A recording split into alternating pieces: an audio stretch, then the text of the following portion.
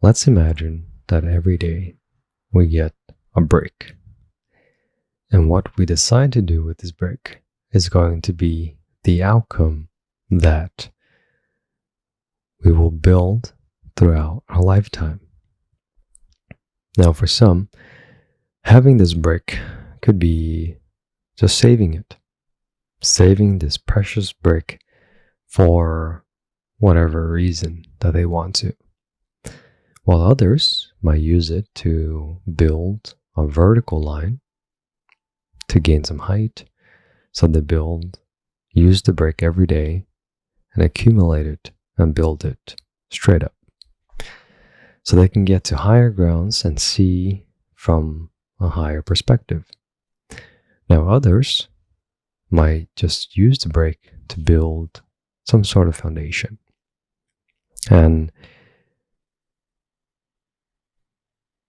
to decide whether which one is better than the other isn't really the question, because the person who builds the tower goes straight up into the air, can gain access to a view that is much higher, and they perhaps could see danger, for instance, from a distance. But that also means that their structure is very weak, so the slightest wind could knock them over. And the person who saves all the bricks, you could say that they're not using it, but they just leave it there to, let's say a storm is coming and they decide to build a house. Or let's say something is about to rain, to build a roof. Let's say something is happening. They will use it for whatever need that is necessary. So it's more adaptable. And the person who builds a solid foundation might have a solid ground to be built upon. Like instead of building vertically, they build horizontally. And for the person who builds a horizontal structure, it is more solid. The foundation is very sturdy, and it can hold a house, for instance. And the person who builds the tower gets to the top the quickest, but they might not stay there because the foundation is not very strong. So it's not a debate whether which one is better than the other. It is just different ways of operating. And it is whichever ways that one used to operate with. It's just, there's the pros and the cons for that. Just like a tree that decides not to shed its leaves is going to have consequences. Like if rain and snow were to come, it would freeze the tree and it will break its branches. It's just the cons. And for, let's say, a pine tree, for instance, they are designed in a different way that can withstand that. But they're not designed in a way to withstand a lot of heat, just because of their structure is built different. Like a cactus, it is built to survive the heat, is very big on the inside, so it can store a lot of water on the inside. Whereas other trees, they have roots that goes deep into the ground and reach for water there. So it all depends on how it's built and how it functions. And the same argument could have been said about a Ferrari and a Jeep. You put a Ferrari off-road, now it's not very much of a Ferrari. It can't go that fast. You put a Jeep on a track, it's not going to go that fast. But if you put the Jeep off-road, now it's going to be a lot quicker than the Ferrari. You put the Ferrari on the track and a Jeep on the track, the Ferrari is going to beat the Jeep. So it kind of depends on the environment and the condition that it's built for.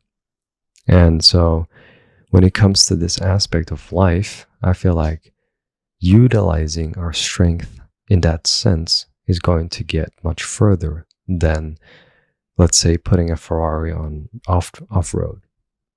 And a lot of times we are forced to be in those situations, which is not by choice, for instance, and we just have to use what we have to the best of our ability. But in the situation where we can decide, utilizing our strength is going to give so much more possibilities in that regards. Like, why put a cactus where it snows when it thrives the best where there's no snow and more heat? And why put, let's say, a pine tree where a coconut tree is supposed to be, if the choice is there? If it wasn't a choice, then the pine tree would just have to survive to the best of its ability. The chance of it surviving might not be high, but it will just have to do and adapt to its best of its ability. And so the same go with, like, let's say, someone who is very artistic and someone who uses their mind a lot. You put that person somewhere that requires a lot of physical strength. Let's say like construction, massive labor, manual labors. Of course, that person is going to have a hard time. That's like having a cow go hunting. You would much rather have a wolf to go hunt, a lion to go hunt, and not have a chicken and go hunt. Because that'd be wild. I mean, you could try, but the result will be drastically different. So when we utilize our own strength to that regards, it is going to be smooth sailing. And let's say someone who loves the water, let him be where there's water. If someone who loves the water and you put him somewhere that's like a desert, they're going to be miserable. Let's say someone who loves the sun and you put him in a cave. Of course, that person's going to be miserable. And so it is like utilizing what's natural to us will be the most flowy and easiest thing to go about life. Like, if we were to take a fish and make it climb trees and get bananas, it's not going to have a good time. But if we had a monkey climb trees and get bananas, it's going to enjoy that. It's going to love climbing trees, swinging from vine to vine, and get bananas. And it's going to do monkey things because that's what it is. But if you take the monkey and put it down in the water, make it dive for seashells, it's not going to have a good time. So again, it's all about using what is our strength. And I felt like in my entire upcoming, I've been trying to adapt to the situation and mold myself in ways that it is kind of like the fish that learned how to climb. I'm here competing with the monkeys when I'm a fish. I'm here a chicken trying to fly like the eagles. Like I'm competing in the wrong field. Like, it's not even my field, and I'm trying to learn these things. And it's like, why work on the weaknesses when you can emphasize on the strength? Because to train a cow to go hunt, it's a lot more work than to train, let's say, a wolf and go hunting. They already do it naturally. Train a cow to gaze the grass. It is much easier. You don't even have to train it. It will do it naturally. So it's like the things that we do naturally, that's where it's at. And so a lot of times in the past, always felt like I'm always short. Like, there's always something that I'm running short on, because when I go out in the world and I live and I look at other people and I'm like, damn, this person can do this and this and that, and I can't even do that. And this person can do so much more and I can only do so little. And so I always feel short when it comes to looking at myself in that light. But that is, again, looking at a fish trying to climb, looking at a monkey trying to dive, or a chicken to fly. So I've come to realize that whatever that is natural to us, that's where it's at. That is the golden ticket. Like, it is what we do naturally. That's just who we are. And everyone have that. And it's like, if you are a place where you don't know that, it's not that you don't know, it's that you've forgotten it. Because the knowledge is there. It's all here. It doesn't go anywhere. It's all here. It's all in here. And it's all built from this place, this person. An example is a Ferrari is a Ferrari. Only when we put the Ferrari where the Ferrari doesn't belong, that's where it forgets what it is. So let's say the Ferrari is supposed to belong on the racetracks, but now let's say we put the Ferrari in an uphill off-road track with a bunch of gravels and dirt and mud right next to 100 Jeeps. And so it looks at other Jeeps and it's like, why are they all racing up the tracks so easily? And here I am, revving my engine, 12 engines, and it's not going anywhere. Why is that? Well, let's backtrack and see where we came from. Like, where was it that where were we built? Where was I built? What were the upbringings? What were the things that I enjoyed? What were the things that I was naturally good at?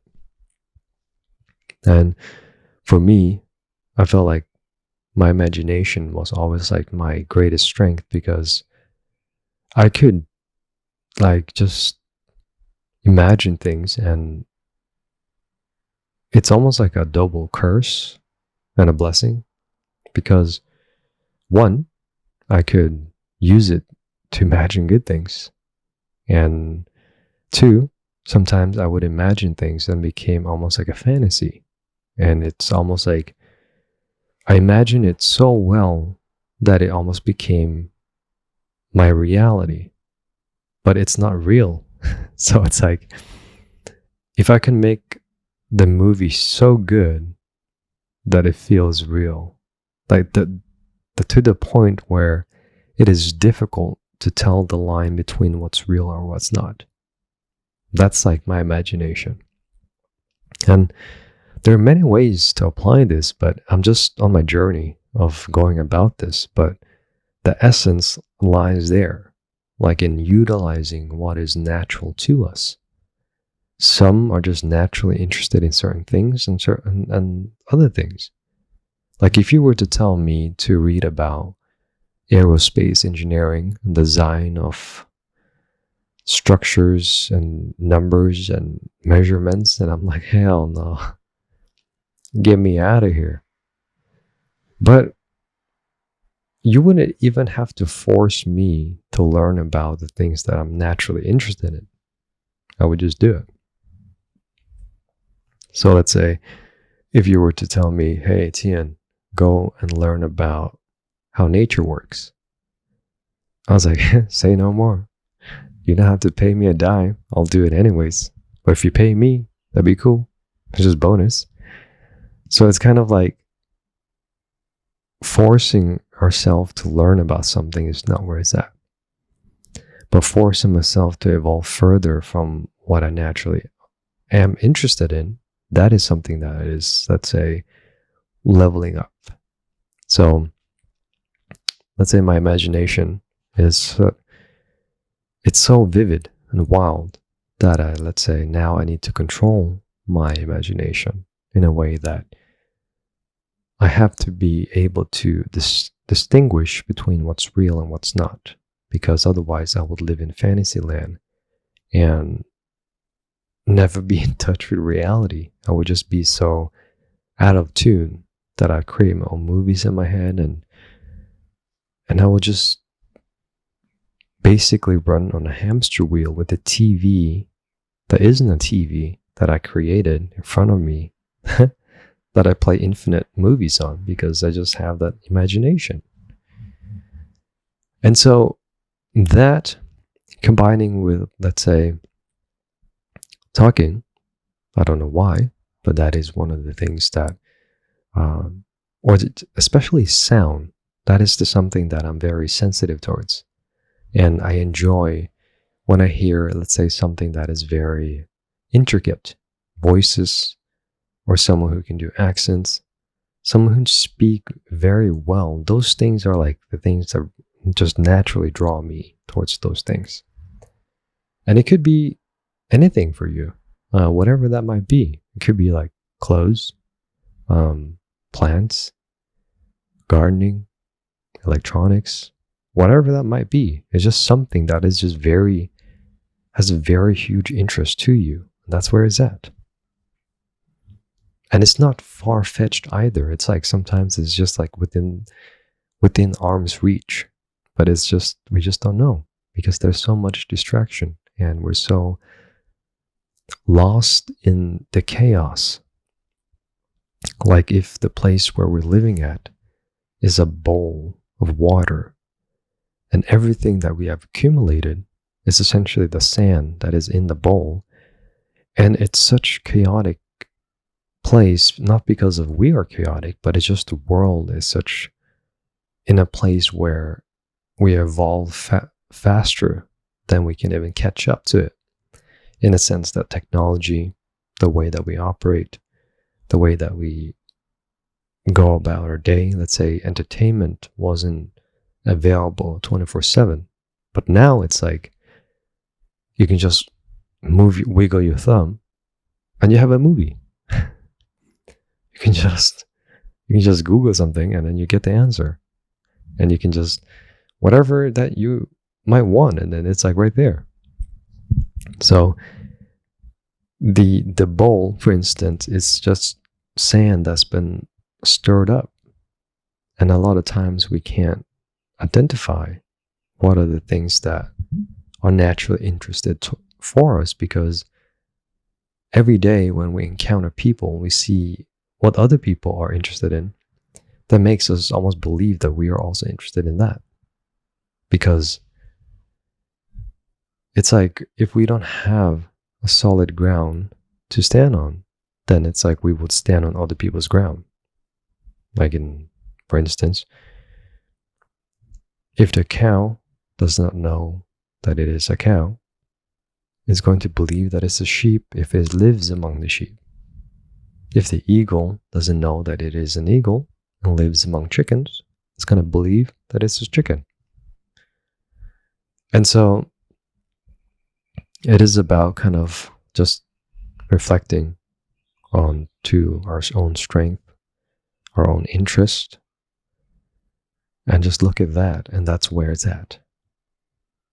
It's all there. I used to believe that I had to go to the Himalayan mountains, meditate, and be touched by the universe and have some kind of like mythical experience to find myself, but it is all there. It's nowhere but here. And as strange as that is, that's just life. And the crazy part is that it is all there. It's not outside, it's like inside.